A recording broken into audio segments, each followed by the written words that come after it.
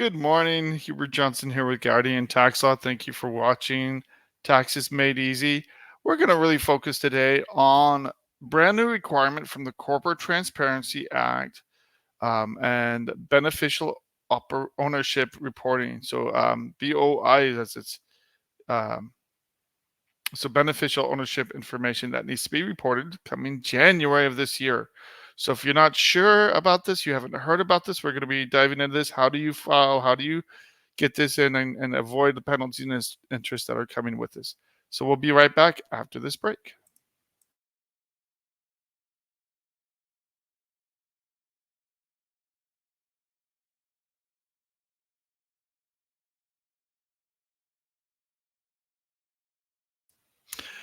Welcome back, everybody. And again, thank you for watching Taxes Made Easy.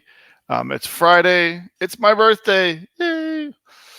I don't really celebrate them anymore, but we're going to have a little fun today. Try to have some fun with some of the things that have come out. And again, still talk about things that affect your pocketbook, your wallet, and really focus in on the topic of the day, which is the Corporate Transparency Act. What is this new thing? If you haven't heard about it, it's been out there. But if you own a business, small or large, you have to comply. And we'll explain the penalties and how to comply when we cover that for our main topic of the day.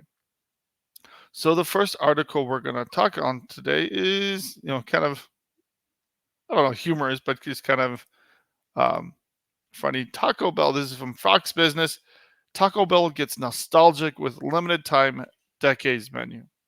Now, when I was a kid, I was not a fan of Taco Bell, but many people are, and my wife still loves Taco Bell. So they've got 5 items they're bringing back, from the tostada to the gordita. They're going to have the apple empanada starting November 21st, just in time for Thanksgiving, and these will have a price tag of below $3. So if you want to flashback and remember what Taco Bell tasted like, again, it's just. Here you go. So it's a little bit of fun. Got me here. Like and next article, this one, gonna have some more fun with this. This is more targeting people that are getting too keyed up about politics and committing crimes. And this is a self-own, which is the ironic part about this. So here you have the Greek flag. It is not the Israeli flag. So so this lady went and back in March, so this is a while ago, and she's been identified as Amber Matthews, 23 years old, and she's very much against Israel, against the war in Israel, and went to a Greek restaurant, not understanding it was a Greek restaurant, saw these little flags outside, and started ripping them down, tearing them down. She even got a chair and started destroying these flags. And the people come out and they're like, "What are you doing?" And so the owner actually reported to the police because she offered the rip down flags back to them afterwards. But they explained to her, "Look, these are Greek flags. These aren't Israeli flags." And even if it was Israeli flags, just going down and ripping down Israeli flags is anti-Semitic. If you're targeting anybody that has anything to do with Israel, that's called being an anti-Semite. So the funny part about it is, it happened back in March, and then she posted this 2 weeks ago. So she decided to post a video of her making this mistake 2 weeks ago, but because police report was filed back in March, there's a police report sitting there, and now she identifies herself, and now we have an investigation, and now she's dealing with criminal penalties. So she's due on court on December 3rd. So word of the wise, one, don't be an anti-Semite. We shouldn't hate on any group or people. You can oppose people politically without going and destroying property. But recording yourself doing stuff and then posting it is just asking for trouble. So a little bit of Friday fun, a cell phone here. Now, just to slow things down and bore things down a little bit. Sorry, I'm in a Friday mood. We're doing a trunk or treat tonight, just relaxing. So here with the IRS, they came out with the energy efficient home improvement credit. Why does this matter to you? Because these are credits that go to manufacturers, but it can help you upgrade your home and become more energy efficient. So there's a limit per taxpayer of a total of 3,200 and tax credits, and a general total limit of 1,200. So, and then you have a separate total limit of 2,000 for electric or natural gas heat pump water heaters, electric or natural gas heat pumps, biomass stoves or boilers that meet certain requirements. So when you're going through this, make sure whoever's installing these credits to you, they understand and make sure that these qualify. And then here's some of the other things that qualify: 1,200 general limit for any energy project that qualifies, windows and skylights, exterior doors. Um, for one exterior door, $600 in total for exterior doors, or doing a home energy audit of $150. So again, this is where you spend money and then you get it back on your tax return, within limits. So if you're planning on doing these projects, no reason not to make your home more energy efficient and take advantage of these tax credits at the same time. So moving more broadly, this is from the Epic Times, and so I guess LinkedIn is next. Google, Meta, you know, most of the large, Facebook have all been hit with massive fines in Europe. And this is in Ireland. Irish authorities have hit LinkedIn for 310 million euros, which comes out to around $335 million for targeted advertising.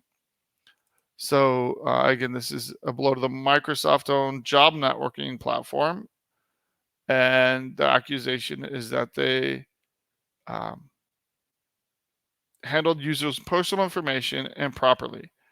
And so they took your personal information and used that to sell to you. And again, that violated the rules in Europe, and so they got smacked with a nice big fine. Again, this goes along. Google, Apple, Facebook, and Amazon have all been accused of exploiting users' personal data without proper consent. So um, they're really stepping up in a big way in Europe to target this. Um, we'll see what happens. Honestly, I think if you don't approve, when you give out personal information to big tech, they're going to use it. Doesn't make it okay. So on one hand, I understand where they're coming from, um, and I'm not very sympathetic to big tech anyway. Next article. This really dives into EV vehicles, and this is from the Midwesterner. Ford CEO drives a Chinese EV as his personal vehicle. It's fantastic. Wow, do they need to fire that guy? I mean, the irony here is thick,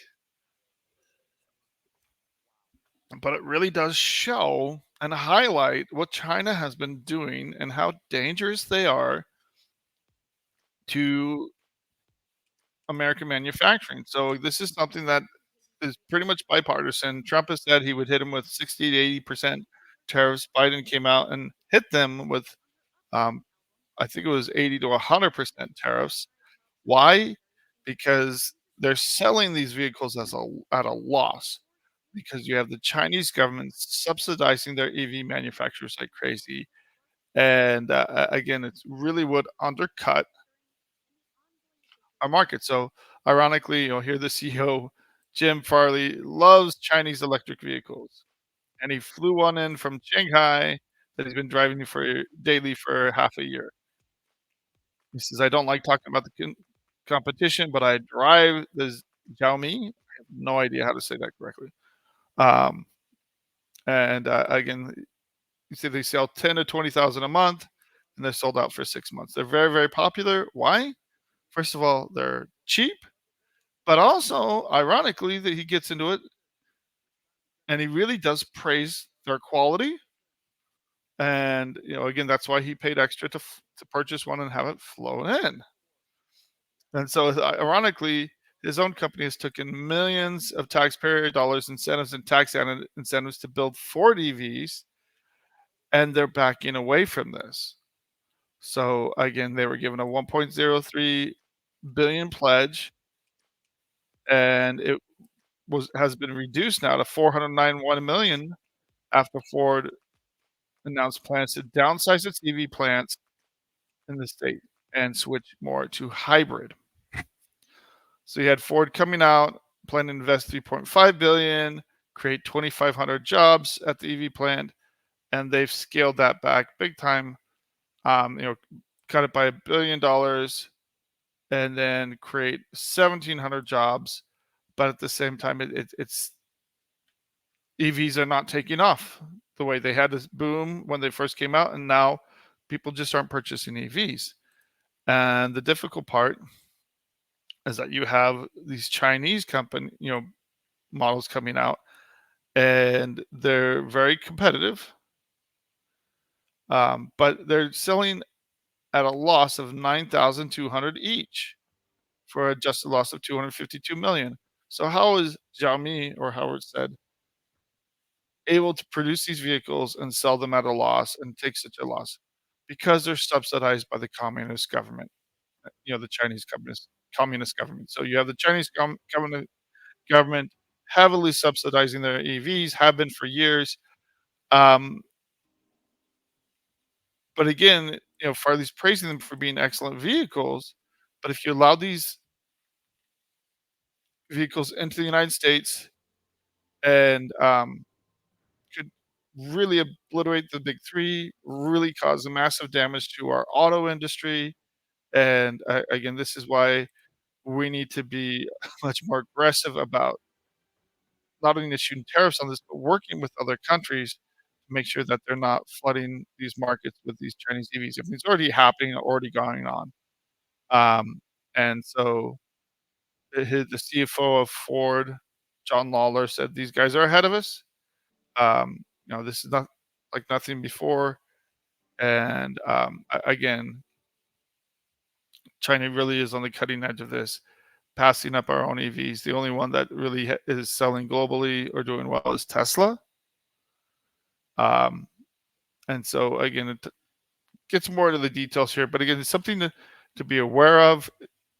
Apparently, I mean, this is a surprise that the CEO of Ford was praising these EVs, but at the same time, there's a lot of politics and concerns about the communist government flooding the markets, global markets, with these to undercut our manufacturers. We'll be right back after this next break.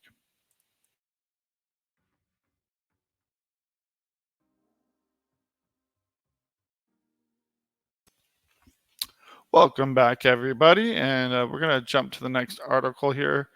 And this is going to get into some politics. And again, this is from the Daily Wire. So this is the Republican, and it says House Judiciary Committee. It doesn't say that's the Republican controlled House Judiciary Committee, um, calling out Tim Walz for working with left groups to push ESG policies. So um, just understand the source, no matter where you're coming from. I want to be upfront and honest here. But the concern is, like many woke policies, pushing for net zero carbon agenda, there are costs to it. If you're going to sit there and demand solar and wind and other carbon neutral energy policies, that's going to cost more money. And the point of this report is that it uses 140 billion in the retirement savings as, hey, if you don't invest the way we're going to do, we're going to pull all of our investments out of your company. This is something California has been doing for years, rightly or wrongly. And they've been using the weight of this massive investment, the pension funds for the state, to pressure and force companies to go more woke. End result here, and this one of the main companies he talks about is Excel Energy, and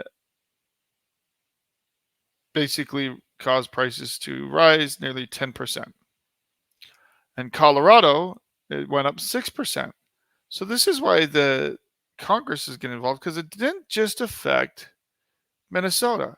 These companies are in Minnesota, Colorado, Michigan, New York, Texas, Wisconsin, North Dakota, and South Dakota. And these moves probably aren't the only reason, with general inflation going on and just costs going up generally, but it's contributed to the increase of costs on 3.8 million consumers throughout the Midwest. So again, when you want to experiment and play in your own state, that's fine. But when you start hurting people elsewhere, that's where I have a problem with it. And then the plan is, with the increased costs, because you don't have reliable energy that you can increase when it's needed most, Minnesotans could be charged 7 times more for electricity during peak usage periods, which it's just scary for people. People are struggling already to meet their bills. So this next article is sorry for the language. And this is one of, not Sherrod Brown, but one of his employees, campaign operatives, and he's a Democrat staffer that has worked for Sherrod Brown, Emilia Sykes, and he's working to help them get reelected. So again, the main thing, and again, this is on his own Facebook. Again, it's a lot of cussing here, but this is really where it gets to. So if you enforce the border, it's all for people's pure racism, and that's how a lot of people feel. And this is the part is where, if you don't disagree with someone, doesn't mean they're a racist. Or if you don't agree with someone, if you can't sit down and talk with them, it doesn't make them racist. And so here's the video if you want to watch it. It's on, actually it was posted to X. And he's a regional organizing director for Ohio. Again, too often we demonize people. In 2 weeks, the election will be over. Thank goodness. I've had enough of political ads for the next 4 years. More than that, if you ask me. I think most people are there. Let's just get this thing over with. But we shouldn't be demonizing, hating on everybody that doesn't agree with us. And that's, I can be guilty of that too. I get keyed up and, get upset, and it's we need to step back and remember we're Americans first. So, and this is the quiet part that people should be saying out loud. But when we talk about open borders, there's no question here that the Biden administration and Kamala Harris, working as the VP and Borders are, have been letting millions and millions of people into the country, not following the laws. So, nice way of saying coming in here illegally. And the real sad truth of it is the system is overwhelmed. It's by design, and the judicial system is what's really happening. Is that by not actually going through the judicial system, they're giving de facto status to millions of people coming here illegally. So they've had over 3.7 million new cases since 2021, and there's no way the judicial system can handle this. For the immigration judges, et cetera. So they're overwhelmed, and the result is hundreds of thousands are just having their cases dismissed, terminated, or administratively closed, and allowing those illegal aliens to stay in the country indefinitely without facing immigration consequences. So that's the current situation. Again, when you talk about our immigration laws, the law isn't being followed. And with this flood of people, they can't keep up, and who can blame them? So again, just something, I'm sorry, I wasn't sharing this. So again, talking about some of these numbers, 3.7 million new cases with an estimated at least 10.3 million illegal entries into the U.S., with 2 million plus gotaways. We don't know. Nobody knows how many people have come in or who's actually come in. But this is the big concern. So if you're for open borders, fine. If you're not, then again, then you have your candidate. But again, I think it's what we need more is a clear division so people can make a choice. And the hard thing is that when people can't make a choice, they don't know where to go. So JD Vance did a Michigan town hall, and I just want to touch on some of the things that he mentioned on. He talked again about tariffs. I'm not sold on the tariff policy. And we're going to talk about that a little bit more, but he stresses that it will help protect American farmers, protect Americans and businesses moving forward. Flooding jobs overseas has only hurt, especially the middle class. Using the military to combat the cartels on the southern border. Well, the Border Patrol, if they were just allowed to do their job, it would help. But bringing in the military to really fight, because sometimes they're coming over with high-powered weaponry. The cartels are using all kinds of military equipment, drones, etc., to flood the border, and it's really become an organized machine to bring much human smuggling, drugs, etc., over the border and make the most money. So again, it's been extremely profitable for the cartels, and they've used that to beef up their operations. I'm going to skip over that. One thing I wanted to focus on, and people say this and then they go do anything else. So I'm not trying to really highlight Vance here. And I don't know JD Vance as well as I should. But again, I think this is really important. What he said is maybe the way to heal is when you have lower prices, make the American dream affordable again. But he goes down and says, look, politics is not worth losing friends and family over political disagreements. We're all Americans in the end. We should all come together to do what we think is in the best interest of the country, and we'll disagree with that. But in the end, we should come together, and if you don't have any friends that are Democrats or any friends that are Republicans, you're doing it the wrong way. And one of his goals is take questions from people who do and don't disagree with him politically. But again, if you're discarding a lifelong friendship because somebody else votes for the other team, then you made a terrible, terrible mistake. And I think this is what I really want to focus on as we go through this election. Everybody this is the biggest election that will dictate where we go with the country. There's no coming back. Baloney. That's all political hyperbole. Just it's not the end of the world, people. Whatever happens, it'll come out one way or the other, and then people will make a decision next election on how they're going. So again, I can be prone to that, to buy into the hype, and many, many Americans can. But let's sit down and make common sense decisions based on where our perspectives and where we come from. And again, it's perfectly reasonable that people disagree on policy and even who to support. Now, this is I kind of laughed when I saw this. Trump is nothing but bold. And for better or worse, this is a New York Post. He vows to call Putin and Zelensky on election night to start peace negotiations. He's like, I don't have to wait till January 20th. If he could end the Ukraine war early, great. The killing, the destruction happening in Ukraine and now in Russia, it's not good for anybody. It's only good for the people producing military weapons and equipment that we're shipping over to Ukraine. But people are dying from this. When we talk about endless wars, Ukraine is one of them.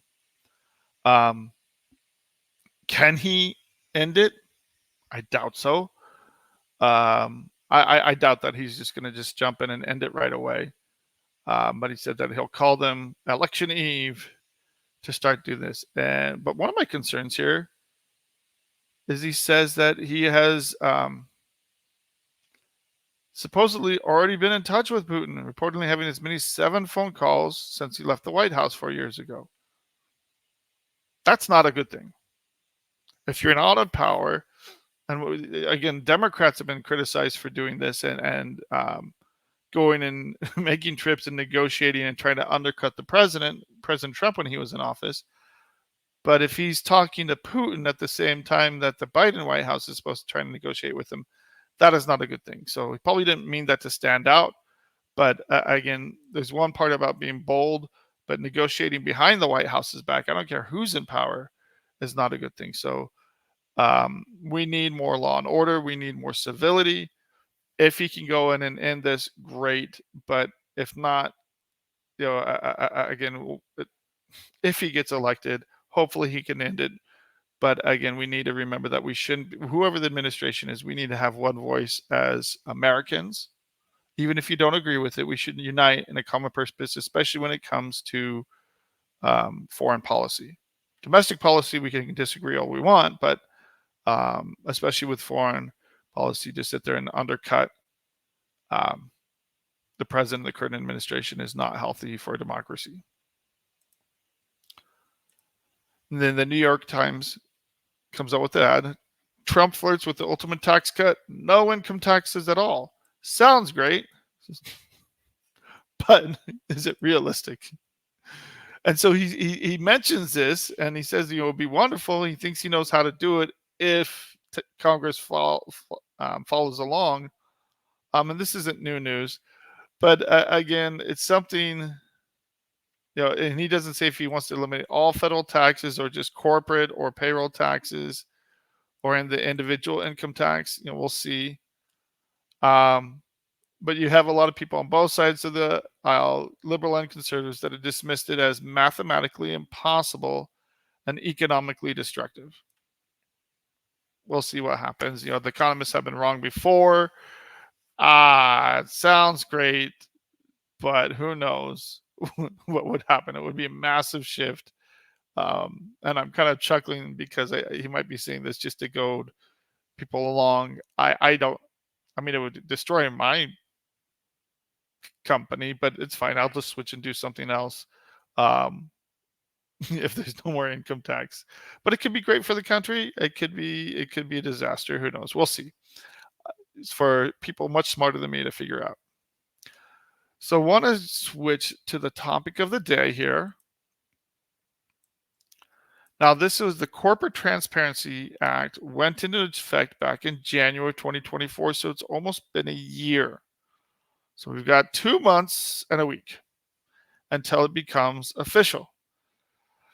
So, until the deadline. The deadline's coming up to actually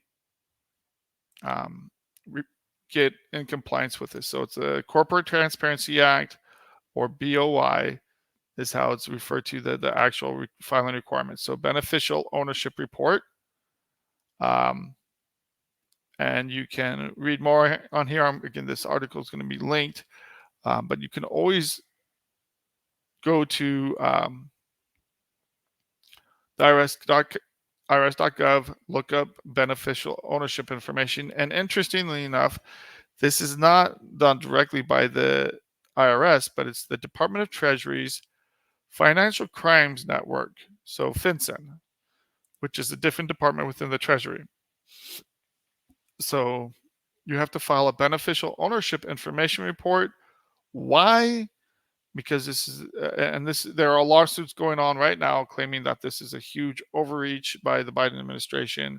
But the goal of this is to make sure that every company in the United States is identified, not only identified, but we know who the true owners are. So if you have to force companies to disclose this, it's going to make it much harder to run shell corporations, to launder money, and for criminal elements to take advantage of corporate law to hide assets, illicit assets. So that's a purpose behind the law.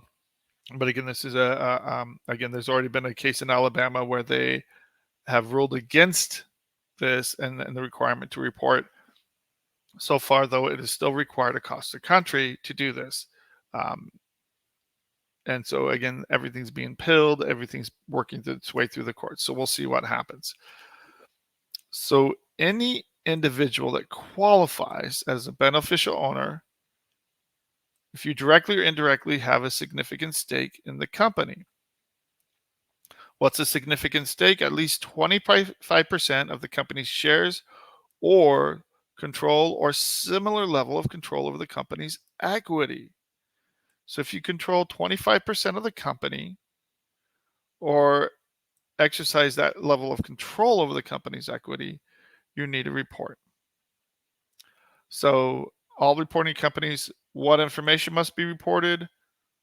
Their legal name, trademarks, as well as their current U.S. address. And they also need to provide taxpayer identification number and specify what jurisdiction where they were formed or registered. And so if you were formed and created before January 1st, 2024, you have until January of 2025, January 1st through 2025 to report. And the penalties are pretty nasty. We're going to get into that. But if you were created, if your company was created in this year, you actually have a much shorter deadline. And so you need to, some of the information required is owners and applicants' names, addresses, birthdays, and identification numbers. Now, you can omit some of this information if you do it correctly. So this is not something we're doing at our firm because we don't prepare returns, but this isn't a tax return. It's going online and filling out the information. There are ways to do this where your personal information as the owner of the business is not out there in the public domain. So if you want to work with attorneys or CPAs that are doing this and can preserve your information, we work with plenty of them. We can direct you to people that can help you make sure you get this done correctly. So either your information isn't out there, but also more importantly, that you comply with this law as long as it's legally required that you do so. So if you file later, it's 90 days from when the company's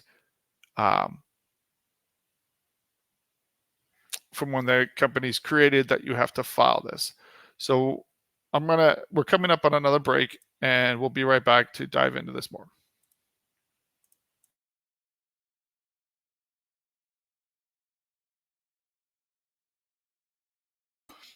Welcome back, everybody. So just wrapping up, what is the process, and when do you need to file? So again, there's links here about it, and we're going to go directly to the IRS page talking about this and go over these different things. So first of all, if you were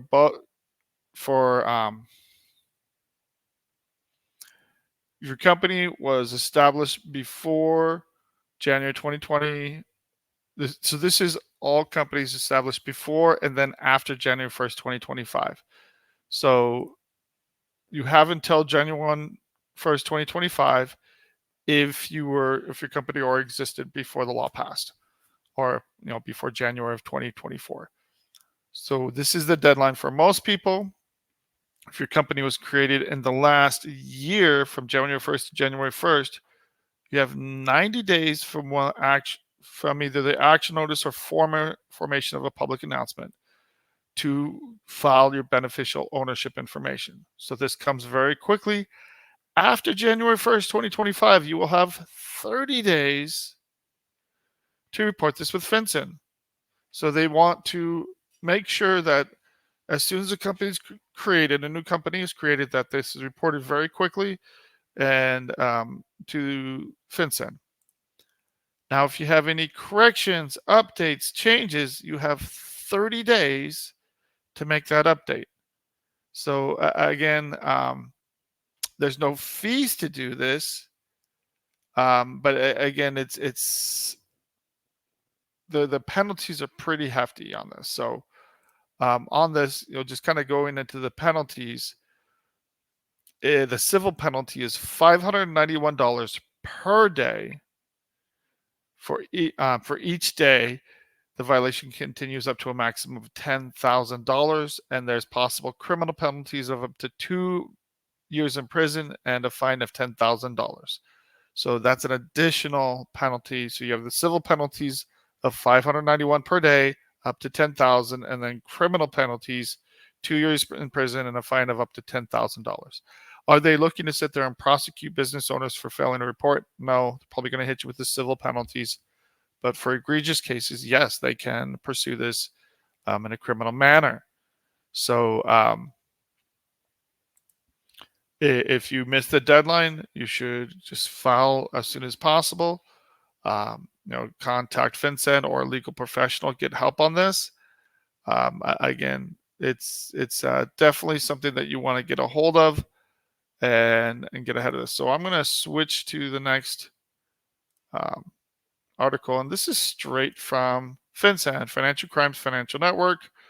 And if it's fincen.gov, you're not even in the IRS website anymore. Like I said, it's a different department within the U.S. Treasury, and it has frequently asked questions. I recommend you go through this. You can easily get lost in this. If you have questions, though, contact your CPA. If they don't know how to do this or not familiar with this, I can refer you to people that are doing this like mad, taking care of these like hotcakes. And it goes through what is the beneficial ownership information, why do companies have to report, what's the purpose behind the law, to fight money laundering, criminal activity, etc. Who can access this? So this is interesting, and this is the big concern: is that the federal government is collecting all this information. Who's going to be able to access it? Only federal agencies, state, local, other agencies with court authorization, Department of Treasury, and it is not available to the public. So one of the big concerns is if someone files a Freedom of Information Act, a FOIA Act, it is not subject to that. Now, is the government good at not revealing information, or no, they're actually pretty bad about it. So that's why a lot of people are concerned about this. A lot of people are dragging their feet, but be aware that these penalties are pretty stiff. So it goes through the reporting process. Should my company do this? When do you need to do this? And again, you can just click on it and it has back to the top on every single one. When will FinCEN accept them? They started accepting them on January 1st, 2024. And there's no fee. How will you do it? You go directly to this website. So again, if you want to find the form to report, it's at BOE filing at fincen.gov and select file BOIR. So again, instead of BOI, they add an R onto it. Beneficial ownership information reporting. So again, they label over here FinCEN's BOI e-filing website. It's all done electronically. Do you have to use an attorney CPA? No, but if you don't know what you're doing and you just don't want to deal with this, there are plenty of people that, I know people that are doing this like hotcakes for people. Ask your local CPA, whoever you're using, can you do this? Have you already done it? And if they've already done it, great, you're taken care of. Just make sure it's done. And when information changes, remember that 30-day deadline to update it. So, it tells you what information will be completed. And even then, you can file the company information. And I've already talked to CPAs and attorneys that they're doing this in a way where it still protects your personal information. So it's not hanging out there in the government for anybody to see. And again, it goes through and asks, there's a lot of information here. There's no way I can go through most of it. It's just something that's very important for people to address. Last article I want to touch on here. Again, still dealing with the CTA reporting. What happens if you file your BOA report late? And this is from FinCEN Fetch. What are the penalties? Why is it important? Deadlines, consequences of filing late, common reasons for late filing, what to do if you've missed the deadline. So again, this is all part of the Corporate Transparency Act. Goes over the deadlines just like I did earlier, and then what happens, it just lays out the penalties. So again, Criminal penalties apply if you willfully fail to file your report, if you submit false information, or fail to correct, update previously reported information. And the key here is willfully. So if you're trying to hide assets, if you're trying to hide, and again, this really gets to the criminal element and of the case. So it's not worth it to hide if you don't know about it. And again, you've filed late, just get on top of it. Again, there's so many businesses that aren't aware of this. This is a requirement for all new businesses. A lot of people just start a business not knowing that you have to comply with this new law. So again, you can use this as an explanation, but again, you still have to address these. So there are grace periods. You have a 90-day grace period or 90 days to file it. But again, making sure you hit these deadlines, making sure you do this automatically is very important. And FinCEN Fetch is one of the companies that can help. I don't know them personally. But again, this does turn into a little bit of an infomercial, but a lot of good basic information in one spot. It's all here on fincen.gov as well. So this is something that is going to hurt a lot of people, surprise a lot of people.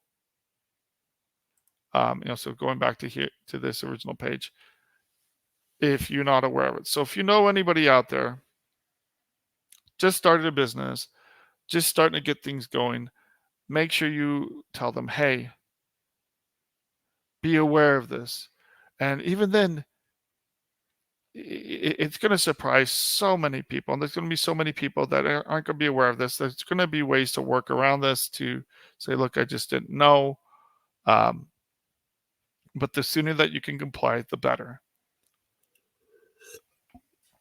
Again, the deadline is January 1st, 2025 for businesses that have been around before 2024.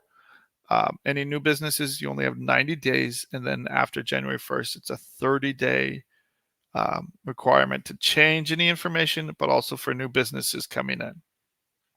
So unfortunately, I do see this being a growth area for my business as people owe money to the government and they get hit with these fines. It's going to be a difficult thing. And so again, protect yourself, protect your friends, people that let them know about this, and you don't want to play with FinCEN. So again, Financial Crimes Enforcement Network. So it's something that you, trust me, deal with it early, deal with it ahead of the game. And again, this is the last thing that you need to do. We talked about the other day, what should we be doing by the new year? Right now is the time to connect with the CPA, get your information together, but make sure that you're on top of the BOI reporting through the CTA. So just one of those things to kind of mark on your calendar, schedule it, make sure this happens. If you have any questions, like I said, you can always give us a call at 520-485-7371. The show will be posted on our website at guardiantaxlaw.com. And again, it's we love the government passing new laws and making new rules that make it more challenging for the average person. Now, one thing we're going to be doing on this show is following up on the legal status of this law. Again, it's been challenged. It hasn't made it to the Supreme Court yet. I don't think the Supreme Court's going to make a decision about it and until after the election. They just don't move that fast. And who knows, if former President Trump gets reelected, he might scrap this altogether. We'll see what happens with the CTA. But in the meantime, while it's in force, it's going to be again, don't play around with this. Let's get in there. Let's get the reporting done, protect your business. And the last thing you want to do is be incurring more fines when it is a simple reporting process. Again, you can click on,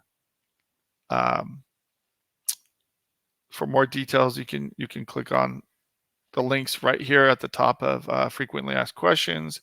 It even shows you How will you report? It just takes you directly to the website here. And it will walk you through it. Again, if you have any questions, reach out, find someone. Make sure you get the help that you need to get these reporting done timely and avoid the scariness of this. So we have a little extra time here, which is rare. Usually I'm talking all the way to the end about this. There's going to be more regulations out there. There's going to be more concerns out there. And that's why we try to help and make sure people are fully formed here at Guardian Tax Law. We truly believe that, again, getting some free advice and knowing what your rights and duties are shouldn't cost you an arm and a leg. And there are plenty of things that people get surprised about. There are plenty of laws and changes that people don't know about. And so that's why having a financial expert or a tax expert in your corner absolutely helps. If you're not talking to a CPA or tax preparer, doesn't have to be a CPA, make sure you get connected with someone. Sit down and at least make sure that what you're doing makes sense long term, and see if you need to file and comply with these different laws. So again, you have the links that are going to be available through our website. Talk to a local tax professional. If you need one, we can refer you to one. Like I said, we have connections across the country. And, again, in the last just few weeks, we referred someone to Illinois, Utah, Chicago, Phoenix, all across the country, to connect taxpayers to good tax professionals. And it's very important to have those people in your quiver. I talked to someone just the other day. We weren't the right fit for them. I went through their case, asked some questions, and they were really looking for a tax advisor. Made a good referral to someone that can really help them out, but they know they can always call us for questions and get steered in the right direction. And we truly believe in that. And that's also why here at Guardian Tax Law, if you get letters from the state, from the IRS, or if you're not sure if they're a scam and you're not sure where they're from, you can just call us up, say, hey, I have a letter. Can you guys do a free review? We do a free letter review, and a lot of times the letters are just scams. Might indicate there might be a problem out there, but we can go through and read those letters because we see them all the time. We can explain them very quickly, and my staff can go over those very quickly with you and tell you exactly what's going on. And, people freak out when they get these scary letters, and they're designed to do that. And that's a public service that we offer, just to do the right thing by people. So finding that good team of experts to help you out is absolutely key. And it gives you the peace of mind that you need to file your taxes with confidence, to prepare for your financial future. And there's always that next step to take. So maybe the next step might be budgeting. The next step might be talking to a financial advisor or an estate planner and preparing for your future. I did a podcast yesterday on a divorce podcast. And one of the things he mentioned is like, yeah, I've got to go. Once you get divorced, you've got to go talk to your estate attorney. You've got to take to your financial advisor. You've got to make sure things are set up how you want them to be set up now that you're divorced. A lot of things change when your life changes. So when life changes, keep in mind, especially if you're a business, that you also have to go back and make these changes with the Corporate Transparency Act and make sure that you're on the up and up, that you can breathe easy knowing that you're complying with all the tax obligations and saving as much money as possible. And again, that just goes back to our tagline and our goal here. Our goal here is to give you peace of mind and make your taxes as easy as possible. So have a great weekend, and we will see you guys next week.